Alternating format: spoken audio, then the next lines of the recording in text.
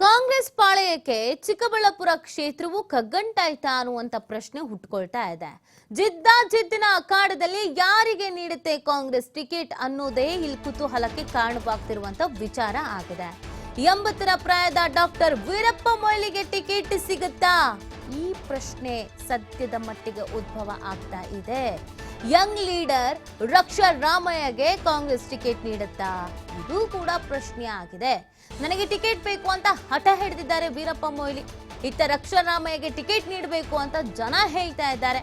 ಒಂದು ವೇಳೆ ರಕ್ಷಾ ರಾಮಯ್ಯಗೆ ಟಿಕೆಟ್ ನೀಡಿದ್ರೆ ಕಾಂಗ್ರೆಸ್ಗೆ ಸಂಕಷ್ಟ ಎದುರಾಗತ್ತಾ? ಟಿಕೆಟ್ ಸಿಗದೆ ಇದ್ರೆ ಬಂಡಾಯ ಹೇಳ್ತಾರ ವೀರಪ್ಪ ಮೊಯ್ಲಿ?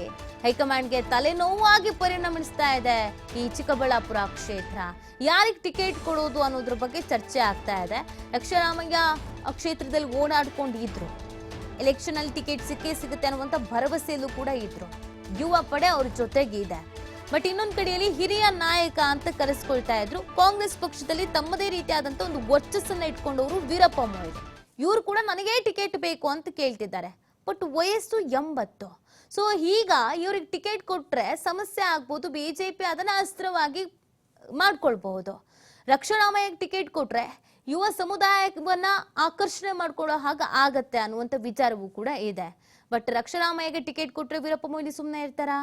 ಅವರೇನಾದ್ರು ಬಂಡಾಯ ಹೇಳುವಂತ ಸಾಧ್ಯತೆ ಇದೆಯಾ? ಈ ಲೆಕ್ಕಾಚಾರವನ್ನು ಕೂಡ ಕಾಂಗ್ರೆಸ್ ಹಾಕೊಳ್ತಾ ಇದೆ. ಆ ಕಾರಣಕ್ಕಾಗಿ ಹೈಕಮಾಂಡ್ಗೆ ಒಂದು ದೊಡ್ಡ ತಲೆನೋವು, ತಲೆ ಬಿಸಿ ಆಗ್ಬಿಟ್ಟಿದೆ ಚಿಕ್ಕಬಳ್ಳಾಪುರ ಕ್ಷೇತ್ರ. ಯಾರಿಗೆ ಟಿಕೆಟ್ ಕೊಡೋದು, ಯಾರಿಗೆ ಟಿಕೆಟ್ ಕೊಡೋದು ಬೇಡ ಅಂತ. ಈ ಬಗ್ಗೆ ಮತ್ತಷ್ಟು ಮಾಹಿತಿಯನ್ನ ನೀಡ್ತಾರೆ ನಮ್ಮ ಪ್ರತಿನಿಧಿ ಸುರೇಶ್ ಬಾಬು, ಚಿಕ್ಕಬಳ್ಳಾಪುರ ವಿಚಾರದಲ್ಲಿ ಕಾಂಗ್ರೆಸ್ಗೆ ತಲೆನೋವು ಆಗ್ಬಿಟ್ಟಿದೆ. ಯಾರನ್ನ ಆಯ್ಕೆ ಮಾಡೋದು ಅಂತ ಇಬ್ಬರ ಹೆಸರು ಕೇಳಿ ಬರ್ತಾ ಇದ್ರು ಕೂಡ ಬಹಳಷ್ಟು ಲೆಕ್ಕಾಚಾರವನ್ನ ಹಾಕೊಳ್ಳಲಾಗ್ತಾ ಇದೆ. ಸೊ ಸ್ಥಳೀಯ ನಾಯಕರುಗಳು ಏನ್ ಹೇಳ್ತಾರೆ, ಹೈಕಮಾಂಡ್ ಲೆಕ್ಕಾಚಾರ ಏನಾಗಿದೆ? ಮಿತಿ ಏನು ಕೋಲಾರದಲ್ಲಿ ಅಭ್ಯರ್ಥಿಗಳನ್ನ ಆಯ್ಕೆ ಮಾಡ್ತಕ್ಕಂತಹ ಕಗ್ಗಂಟು ಈಗ ಕಾಂಗ್ರೆಸ್ ನಾಯಕರ ಸಮ್ಮುಖದಲ್ಲಿ ಇರುವಾಗಲೇ ಈಗ ಕೋಲಾರ ಲೋಕಸಭಾ ಕ್ಷೇತ್ರದ ಟಿಕೆಟ್ ಆಕಾಂಕ್ಷಿಗಳು ಈಗ ವೀರಪ್ಪ ಮೊಯ್ಲಿ ಮತ್ತು ರಕ್ಷಾರಾಮಯ್ಯ ನಡುವೆ ತೀವ್ರ ಪೈಪೋಟಿ ಇದ್ರು.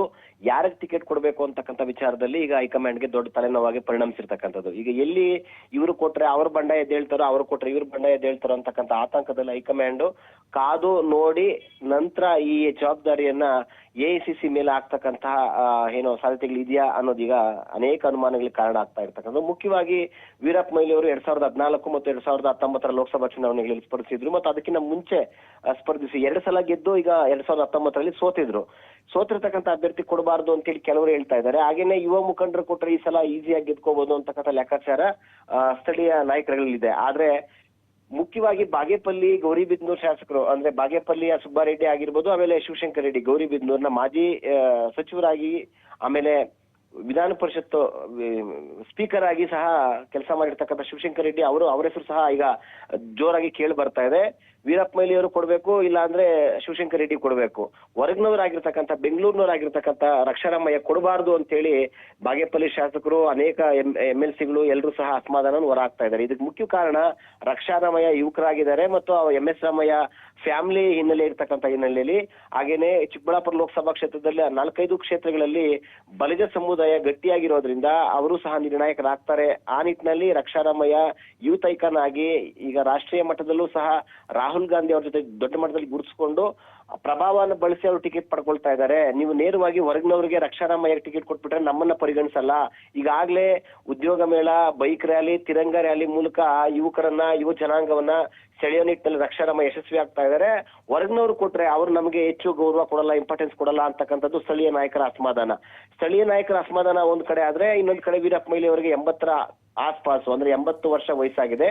ಈಗ 2 ಸಲ ಸಂಸದರಾಗಿ ಕೇಂದ್ರದಲ್ಲಿ ಸಚಿವರಾಗಿಯೂ ಕೆಲಸ ಮಾಡಿದ್ದಾರೆ, ಮುಖ್ಯಮಂತ್ರಿ ಆಗಿದ್ದಾರೆ, ಎಲ್ಲ ಅಧಿಕಾರ ಅನುಭವಿಸಿದ್ದಾರೆ.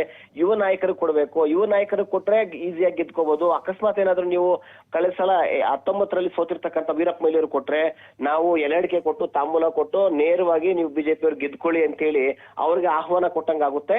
ಈ ನಿಟ್ಟಿನಲ್ಲಿ ಯುವಕರಿಗೆ ಕೊಡ್ಬೇಕು ಅಂತಕ್ಕಂಥ ವಾದ ರಕ್ಷಾರಾಮಯ್ಯ ಪರ ಬೆಂಬಲಿಗರಾದ್ರೆ, ಸ್ಥಳೀಯರಿಗೆ ಕೊಡ್ಬೇಕು, ವೀರಪ್ಪ ಮೊಯ್ಲಿ ಈಗಾಗಲೇ ಗೆದ್ದಿದ್ದಾರೆ ಅವರು ಕೊಡಿ, ಇಲ್ಲ ಅಂದ್ರೆ ನೀವು ಶಿವಶಂಕರ್ ರೆಡ್ಡಿ ಅವರು ಕೊಡಿ ಅನ್ನೋದು ಸ್ಥಳೀಯ ಶಾಸಕರು ನಾಯಕರುಗಳ ವಾದ. ಈ ಇಬ್ಬರು ವಾದಗಳನ್ನ ಆಲ್ತಿರ್ತಕ್ಕಂತ ಹೈಕಮಾಂಡ್ ಈಗ ತೂಗುಯಾಲೆಯಲ್ಲಿದೆ. ಕೊಟ್ರೆ ಒಂಥರ ಆಗ್ತದೆ, ಕೊಡದೇ ಇದ್ರೆ ಇನ್ನೊಂಥರ ಆಗುತ್ತೆ. ಈ ಎಲ್ಲಾ ಲೆಕ್ಕಾಚಾರಗಳೀಗ ಹೈಕಮಾಂಡ್ ಮತ್ತೆ ರಾಜ್ಯದ ಕಾಂಗ್ರೆಸ್ ನಾಯಕರಿಗೆ ಕಗ್ಗಂಟಾಗಿರುವಂತದ್ದು. ನೀತಿ. Okay, thank you Suresh Babu ತಮ್ಮ ಡೀಟೇಲ್ಸ್ ಗಾಗಿ.